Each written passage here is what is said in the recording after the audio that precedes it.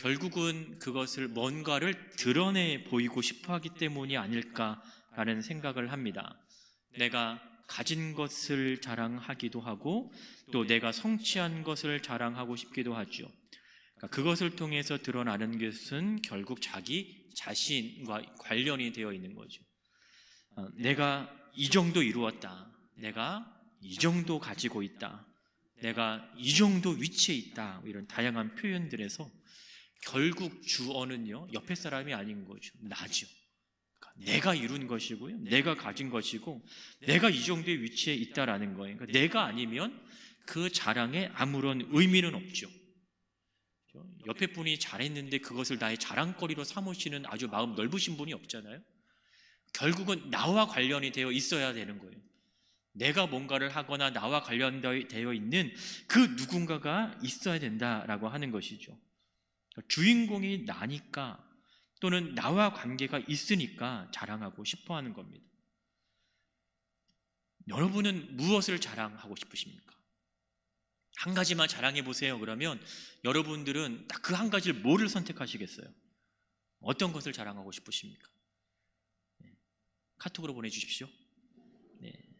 그 자랑하는 것이요, 잘못되었다고 얘기하고자 하는 것은 결코 아니에요. 자랑하고 싶은 것도 많죠. 자랑할 것도 많은데 우리는 그러한 자랑하고 싶은 그 많은 것 중에 최고의 그 하나를 선택할 수 있는 지혜가 좀 필요하지 않을까라는 생각을 저는 하게 되고, 그러한 말을 좀 하고 싶습니다. 오늘 우리가 읽은 본문은요, 갈라디아서의 거의 마지막에 해당하는 부분입니다. 자, 서신의 마지막에 해당하는 부분이라는 점을 고려해 본다면 이 서신을 마무리하면서 바울은 자신이 얘기하고 싶은 많은 것들이 있지 않겠습니까? 그러면 과연 마무리하는 즈음에 정말 하고 싶은 이야기가 무엇일까라는 거죠. 그 가운데 하나를 아마 우리는 지금 오늘 보고 있는 것이 아닐까라는 생각이 듭니다. 참고로 우리가 지난주에는요, 앞에 있는 부분을 살펴보면서 무엇을 심을 것인가에 대해서 잠시 생각을 해보았죠. 성령을 위하여 심는 자와 육체를 위하여 심는 자가 있습니다. 무언가를 심는다라는 면에서는 아주 심는 행위는 동일하지만 무엇을 심느냐에 따라서 영원한 것을 거두느냐 아니면 그렇지 못하느냐 전혀 다른 결과가 나타나게 된다라는 것을 우리는 봤어요. 영원한 것과 영원하지 않은 것 사이에서 과연 우리는 바른 것을 심고 살아가고 있는가? 마치 영원하지 않은 것을 영원한 것처럼 생각하면서 그것을 부지런히 심고 살아가고자 하는 것은 아닌가? 결국 심는 대로 거둔다라고는 이 일반적인 법칙을 거스를 수 없다라고 하는 것을 우리는 알고 있는 거죠.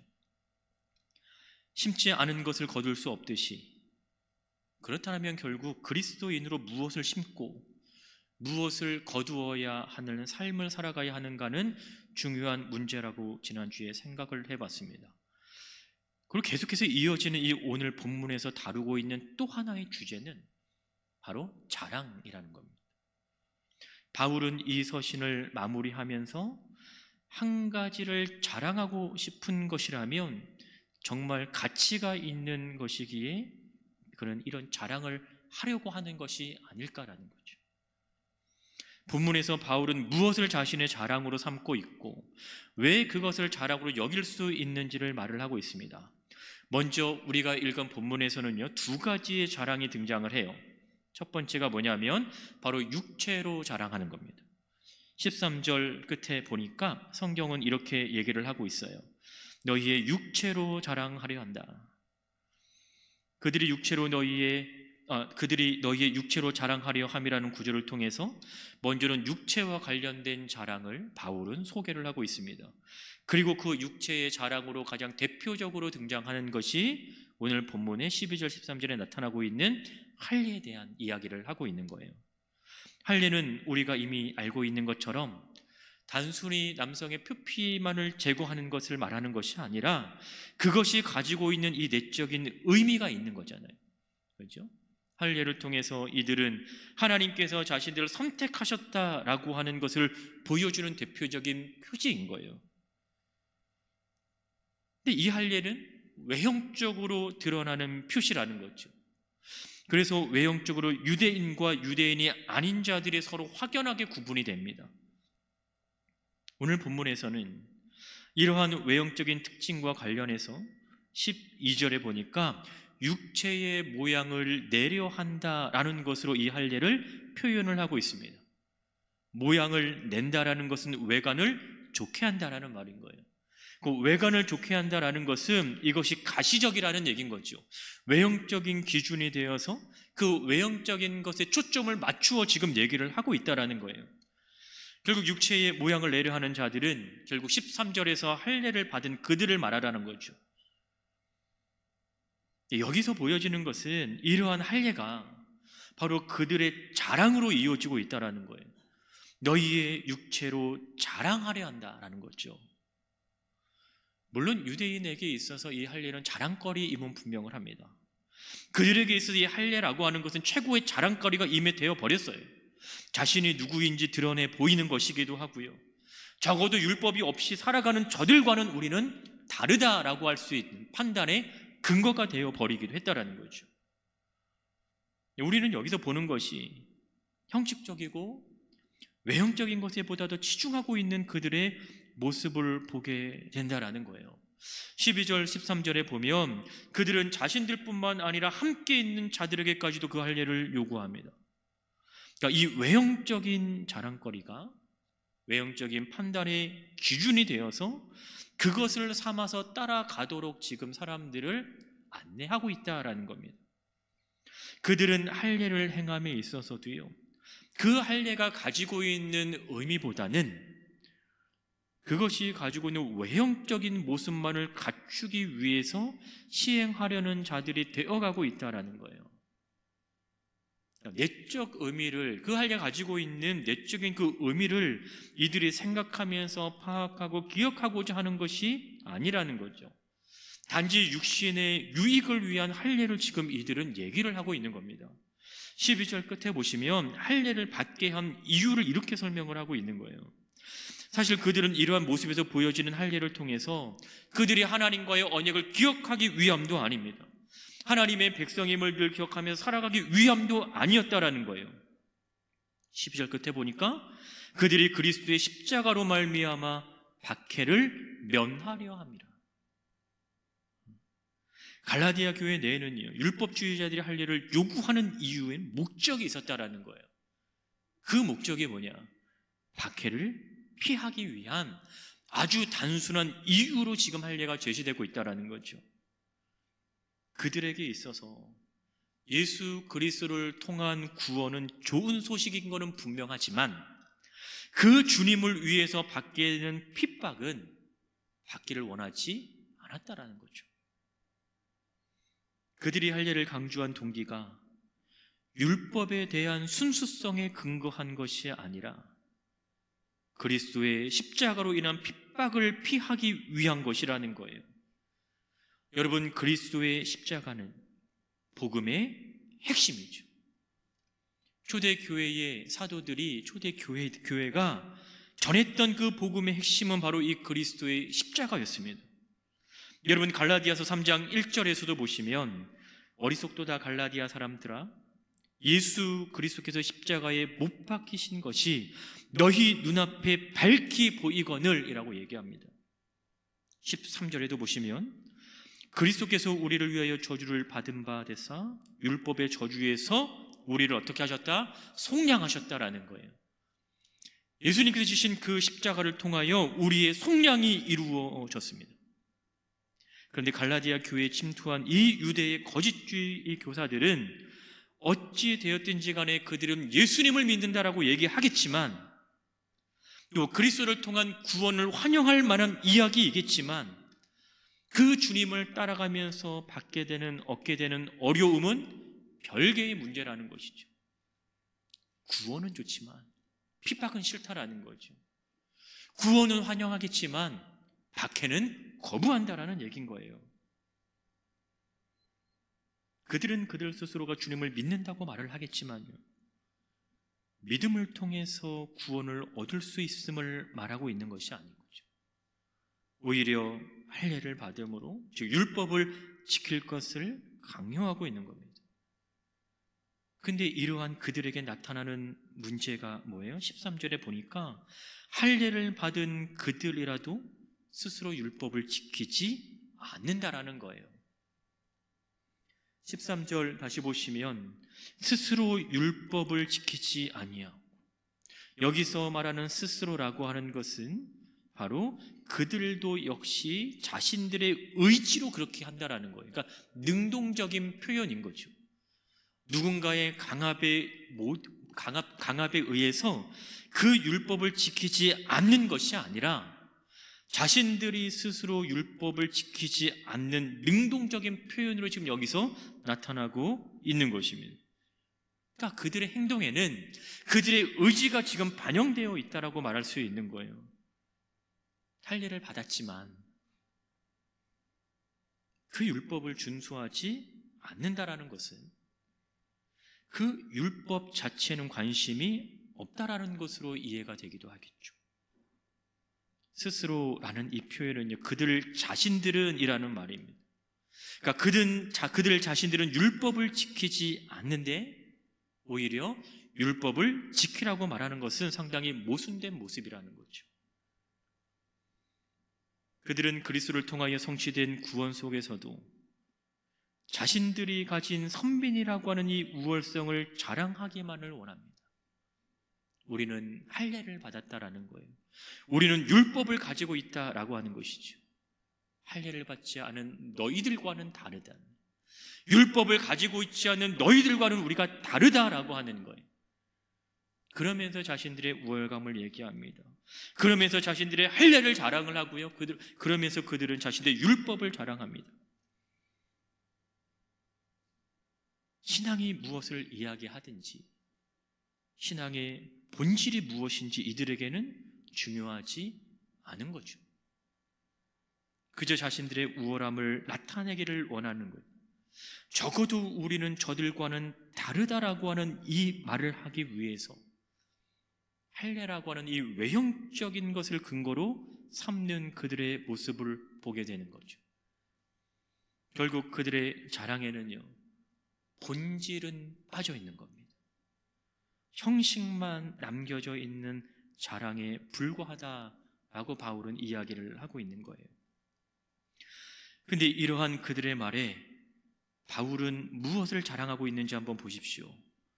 그가 가지고 있는 유일한 자랑거리는요, 그리스도의 십자가 외에 다른 것은 없다라고 바울은 아주 분명하게 얘기를 합니다.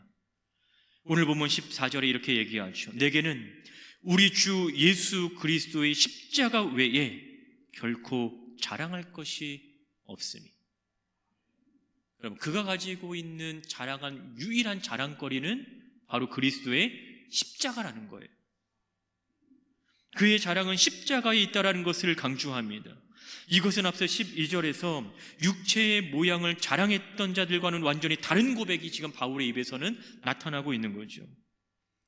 이 세상에서 무엇을 자랑할 수 있을까에 대한 물음에 대한 답을 본다면 바로 그리스도의 복음이 하나님의 힘이며 지혜인 것을 깨달은 성도가 오직 자랑해야 될 것은 그리스도 예수 외에는 없다라는 거죠. 그분이 지신 십자가 외에는 자랑거리가 없다라는 거예요. 고린도전서 1장 18절에서 바울은 이렇게 이야기를 합니다. 다 같이 한번 읽어보겠습니다. 시작. 십자가의 도가 멸망하는 자들에게는 미련한 것이요 구원을 받은 우리에게는 하나님의 능력이라. 아멘. 이 십자가의 도가 어떻게 받아들여지느냐에 따라서 서로 다른 결과가 지금 나타나고 있습니다. 이 십자가의 도가 때로는 미련한 것으로 이해가 되어지기도 하고요. 또 이 십자가의 도가 누군가에는 하나님의 능력으로 나타나기도 합니다. 그런데 그 결과가 얼마나 다르냐면 미련한 것으로 다가오는 이 십자가의 도의 결과는 멸망이라는 거예요. 그러나 하나님의 능력으로 받아들이는 자들에게 있어서는 바로 구원이 남는다라는 거죠. 결국 십자가의 복음을 알지 못하는 자들은 멸망의 길을 걷고 있는 자들이라는 것을 성경을 말을 하고 있습니다. 바울은요, 자신이 경험한 이 십자가의 복음을 통해서 자신의 삶이 바뀌었습니다. 이 십자가라고 하는 이 하나가 그의 인생을 바꾸어 버렸습니다. 그 십자가의 능력을 알기 때문에 바울은 복음을 증거하는 일에 자신의 목숨을 조금도 귀한 것으로 여기지 않았다라고 바울은 고백을 하죠.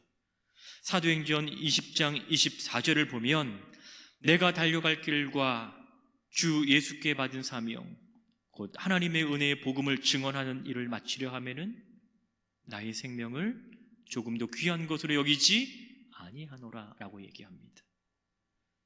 무엇이 그로 하여금 이러한 고백을 가능하게 합니까?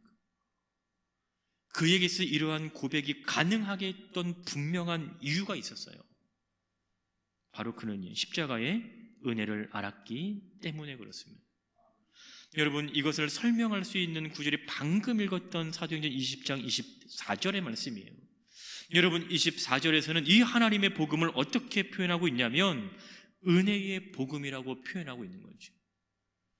그는 이 복음을 하나님의 은혜의 복음이라고 다시 얘기를 합니다. 그 복음에는 은혜가 담겨져 있는 거예요. 그 복음에는 은혜를 통하여서 그가 지금 어떠한 삶을 살아가고 있는지를 보여주게 되는 것이죠. 여러분, 은혜라고 하는 것은요, 아무것도 받을 자격이 없는 자가 얻게 되는 호의인 거죠. 우리가 구원을 받을 수 있는 자격이 있어서 구원을 얻은 것이 아니라요, 전적인 하나님의 은혜로 말미암아 자격이 없음에도 불구하고 그 구원의 은혜를 얻게 된 것이라는 거죠. 그래서 바울은 이 복음을 설명을 할 때 그냥 하나님의 복음이라고 얘기하지 않습니다. 그냥 그 구원의 복음이라고 얘기하지 않아요. 하나님을 통하여서 얻게 된 은혜의 복음이라고 얘기하는 거죠. 은혜가 없이는 그 구원을 이루어갈 수 없었던 거예요. 은혜가 없이는 그 하나님의 복음을 깨달을 수 없다라고 하는 것이죠. 그 은혜가 없으면 그 복음을 따라갈 수 없는 거였어요. 그 은혜를 알았기 때문에, 그 은혜를 깨달았기 때문에 바울은 지금 자신의 입술을 벌려서 이 복음이 하나님의 은혜의 복음이라고 얘기를 하고 있는 거죠. 바울은 이 하나님의 복음, 즉 인류를 구원하고자 하는 이 복음이 바로 그분의 은혜로부터 나오는 것임을 알고 있었습니다. 바울이 경험한 복음은 하나님의 은혜를 담고 있는 복음이었어요. 그 은혜가 있었기에 죄로 죽었던 우리가 생명을 얻게 되었습니다. 그 은혜가 있었기에 우리는 십자가의 은혜를 깨닫게 되었던 것이죠. 이 은혜를 알기에 바울은 그 누구보다도 많이 소유했던 그 세상의 모든 자랑거리를 버릴 수 있었던 거예요. 바울에게 얼마나 많은 자랑거리가 있었겠습니까? 그가 자라왔던 배경, 그가 가지고 있었던 그 학문의 배경, 그 지식의 배경, 그 누구보다도 많이 소유했던 이 세상의 모든 자랑거리를요, 그는 14절 하반절에서와 같이 십자가에 못 박았다라는 거죠. 특히 오늘 본문에서 십자가에 못 박히고, 이 표현은요, 십자가에 못 박혀 왔다라고 다시 번역할 수가 있는데, 이것은 바울 자신의 현재의 상태가 과거에 일어난 일의 결과로 지금 나타나고 있다는 거예요. 그가 가졌던 모든 것이 십자가의 복음 안에서 무익한 것으로 여겨질 수 있었던 것은요, 그는 이 십자가의 복음을 깨달았다라는 것이죠. 그는 이 십자가의 은혜를 알았다라고 하는 거예요.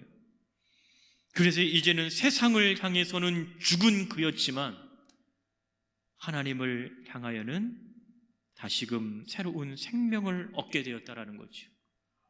그 생명을 가지고 지금 그는 복음의 길을 걸어가고 있는 겁니다. 말씀의 길을 걸어가고 있는 것이고요. 생명을 전하며 지금 살아가고 있는 것입니다. 이 십자가의 은혜로 살아가는 것을 오늘 본문 15절에 보면 새로 지으심을 받은 것이라고 바울은 묘사하고 있죠. 새로운 피조물이 되었다라는 거예요. 그리스도인으로 살아가는 자들에게 이 세상에서 유일한 가치는 오직 그리스도를 통해서 새롭게 만들어져 가는 거였어요. 새롭게 만들어진 것이라는 거지요. 율법주의자들이 그렇게 강조했던 이 할례는 이러한 그리스도의 은혜에 비교한다면 아무것도 아니라는 것이 그의 고백이었어요.